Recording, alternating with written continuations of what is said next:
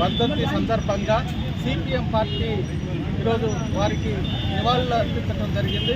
ప్రధానంగా ఈ దేశంలో సామాజిక న్యాయం సమానత్వం కోసం తన జీవితాన్ని అంకితం చేసినటువంటి మహానుభావుడు డాక్టర్ బిఆర్ అంబేద్కర్ గారు.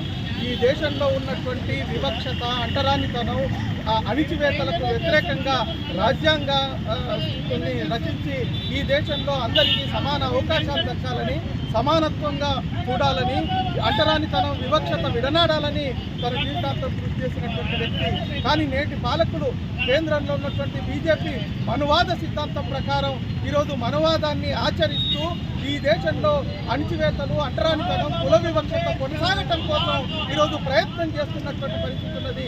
అందుకోసం ఈ దేశంలో ఉన్నటువంటి అణగారిన వర్గాలందరూ సామాజిక న్యాయం కోసం మరింత పట్టుదలగా ఈ ప్రభుత్వ విధానాలకు వ్యతిరేకంగా పోరాటాల్లో కలిసి రావాలని సిపిఎం పార్టీగా విజ్ఞప్తి చేస్తూ ఉన్నాం.